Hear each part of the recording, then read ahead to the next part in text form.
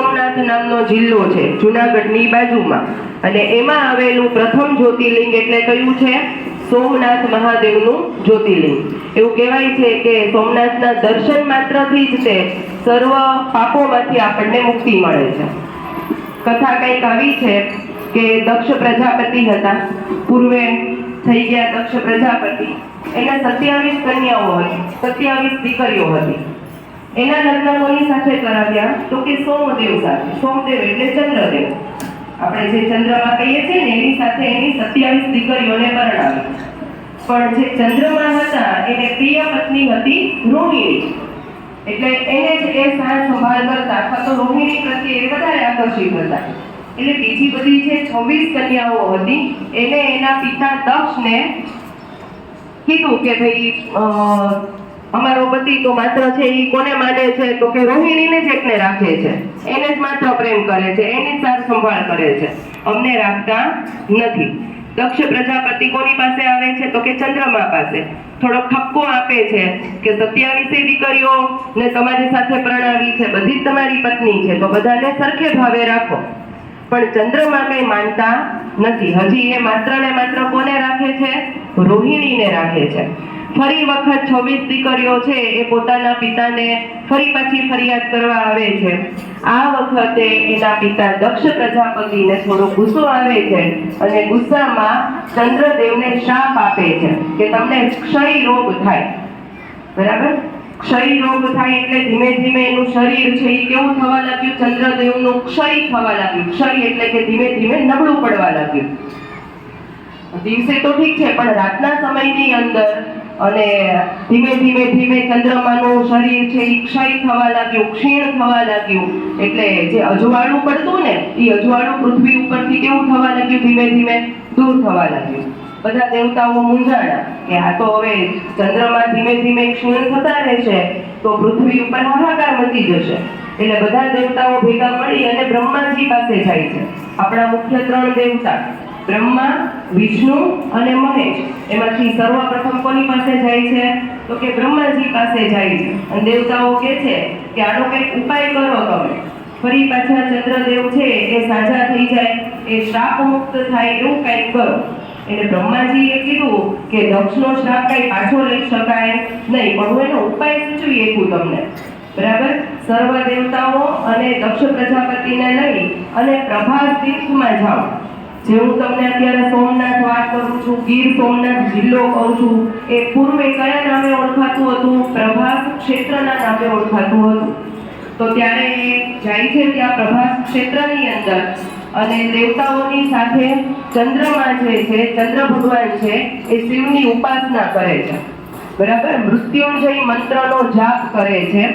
આવું 10 કરોડ વખત એ જાપ કરે છે એવું કહેવાય છે. ને 6 મહિના સુધી સતત ચંદ્રદેવ છે એ આ પ્રકારે મૃત્યુંજયનો જાપ કરે છે.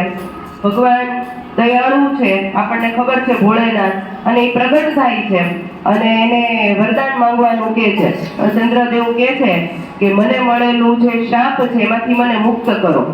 ભગવાન શંકર કહે છે કે હું એમાંથી દક્ષ રાજાએ આપેલો શ્રાપ છે એ હું કઈ પાછો ખેંચી શકું નહીં, પણ હા તમને એક વરદાન રૂપે બીજું આપી શકું કે તમારી કળા છે એ પહેલા 15 દિવસ છે એ ધીમે ધીમે વધશે અને પછીના 15 દિવસ કેવી થશે? ઘટશે. તો જેને આપણે શુક્લ પક્ષ અને કૃષ્ણ પક્ષ તરીકે ઓળખીએ છીએ. બરાબર? ગામડામાં માણસો એને અજવાળિયું અને અંધારિયું કે. અત્યારે શ્રાવણ મહિનો કાલથી શરૂ થયો તો કયો પક્ષ શરૂ થયો? શુક્લ પક્ષ શરૂ થયો. ધીમે ધીમે ચંદ્રમા છે એ કેવા થતા જશે? વધતા જશે. એટલે પૂનમ આવશે 15 દિવસ પછી, જેને રક્ષાબંધન તમે કહેશો. બરાબર? તો એ પૂનમમાં ચાંદ કેવો થઈ જશે? મોટો થઈ જશે, તેજસ્વી થઈ જશે. ફરી પાછી એકમ, બીજ, ત્રીજ, ચોથ એમ આવશે એટલે ધીમે ધીમે ચંદ્રમા કેવા થતા જશે? ક્ષીણ થતા જશે.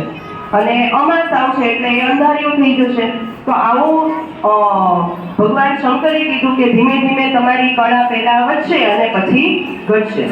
આમ કરી અને ભગવાન ત્યાંથી એમને આશીર્વાદ આપે છે અને કહે છે કે હવે બીજું માંગો એમ. ત્યારે સોમ ભગવાન છે સોમનાથ ચંદ્રદેવ છે એ કહે છે કે તમે આ શિવલિંગની અંદર હવે કાયમ બિરાજમાન રહ્યો અને આ શિવલિંગ મારા નામે છે એ વિશ્વવિખ્યાત થાય. એટલે ચંદ્રમાનું એક નામ શું છે? સોમદેવ. એની ઉપરથી છે શિવલિંગની અંદર ભગવાન સ્વયં જ્યોતિ રૂપે પ્રગટ્યા. એને શું નામ આપવામાં આવ્યું? સોમનાથ મહાદેવ એવું નામ આપવામાં આવ્યું. એટલે વિચારો તમે કે ભગવાન મહાદેવ એ ભક્તના નામે ઓળખાયા, પોતાના નામે નહીં પણ કોના નામે ઓળખાયા? કોણે ભક્તિ કરી? ચંદ્રએ ભક્તિ કરી, બરાબર. એટલે સોમનાથ તરીકે જગવિખ્યાત થયા. આજે સોમનાથ મંદિર અડીખમ ઊભું છે. એવું કહેવાય કે 17 વખત સોમનાથ ઉપર આક્રમણ થયું. સૌથી પહેલા સોમનાથ મંદિરની સ્થાપના આ ચંદ્રમાએ આખું સુવર્ણ મંદિર બનાવીને કરી હતી. ધીમે ધીમે ધીમે આ મંદિર છે એની જાહો જલાલીના કારણે, એની સમૃદ્ધિને કારણે 17 વખત લૂંટાયો, બરાબર. સૌથી પહેલા સ્થાપના કરી સોમદેવે, ચંદ્રમાએ સુવર્ણમાંથી, રાવણે ચાંદીમાંથી આખું મંદિરનું બાંધકામ કરાવ્યું અને છેલ્લે કૃષ્ણ ભગવાને ચંદન કાસ્ટમાંથી આ મંદિર બનાવડાવ્યું. ચંદન કાસ્ટ એટલે ચંદનના લાકડામાંથી આખું મંદિરનું નિર્માણ કરાવ્યું. અને છેલ્લે અત્યારે આપણે જે મંદિર જોઈએ છીએ લાલ પથ્થરનું, એ આપણા સરદાર વલ્લભભાઈ પટેલે બનાવડાવ્યું છે, એનો જીર્ણોદ્ધાર કર્યો છે, બરાબર. એવું કહેવાય છે કે સોમનાથ મંદિરની જ્યારે સ્થાપના થઈ ત્યારે શિવલિંગ જમીનને અડેલું નહોતું, એ હવામાં લટકતું હતું. નવાઈ લાગે ને આપણને? આખું શિવલિંગ કેવું હતું? માત્ર નીચે કોઈ પણ વસ્તુને મૂકવી હોય તો નીચે મૂકવી પડે ગુરુત્વાકર્ષણ બળના કારણે, પણ આ શિવલિંગ કેવું હતું? હવામાં તરતું હતું. એ પ્રકારનું આખું શિવલિંગ હતું. તો વિચાર કરો કે એ સમયના જે માણસો હશે, એ સમયના જે સ્થાપત્યકારો હશે, એને કેટલી બુદ્ધિ દોડાવી હશે. ત્યારે કોઈ ટેકનોલોજી નહોતી એ સમયમાં, બરાબર. બીજું, સોમનાથ મંદિરે જાઓ એટલે ત્યાં આગળ એક દરિયા કિનારે બાણ સ્તંભ છે, આખો થાંભલો છે, ઉપર પૃથ્વીનો ગોળો મૂકેલો છે અને એક તીર કરેલું છે, અને એ સ્તંભની નીચે સંસ્કૃતમાં લખેલું છે, બરાબર, કે તમે અહીંથી સીધા દક્ષિણ ધ્રુવ સુધી જાશો તો વચ્ચે ક્યાંય કરતા ક્યાંય જમીનનો ટુકડો આવશે નહીં, ક્યાંય એક નાનો પથ્થર પણ નહીં આવે. આ તો હજારો વર્ષો પહેલાની વાત છે. ધીમે ધીમે ખબર પડી કે હા, અત્યારે રીતે તમે કદાચ રીતે ત્યાં અરબ સાગરમાંથી એ જે તીર મારેલું છે ત્યાંથી તમે જળ માર્ગે સીધું જવાનું શરૂ કરો અને સાઉથ પોલ એટલે કે દક્ષિણ ધ્રુવ સુધી તમે જાઓ તો વચ્ચે ક્યાંય એક પણ ખડક, એક પણ ડુંગર કે એક પણ જમીનનો કટકો આવતો નથી.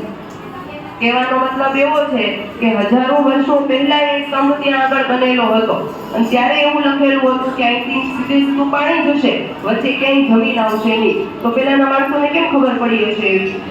અત્યારે તો આપણી પાસે ટેકનોલોજી છે, સેટેલાઇટ છે ને, બધી ટેકનોલોજીને કારણે આપણે ઉપયોગ કરી શકીએ. આપણે નહીં પણ જે કરે છે અત્યારે બધી ખબર પડે છે, પણ ત્યારે કોઈ એવી ટેકનોલોજી નહોતી. તો આપણા મહાન ઋષિ મુનિઓ, આપણા મહાન ભૂગોળવેતાઓ, ખગોળશાસ્ત્રીઓએ કેટલી બધી વિચારો તમે કે મગજ દોડાવ્યું હશે, એને કેટલી બધી મહેનત કરી હશે, બરાબર. તો હવે જ્યારે સોમનાથ જાઓ શ્રાવણ મહિનામાં કદાચ, તો એ બાણ સ્તંભ જોવા જજો. મેં કીધું એ પૃથ્વીનો ગોળો મૂકેલો છે ને તીર દર્શાવેલું છે, નીચે સંસ્કૃતની અંદર આ લખેલું છે.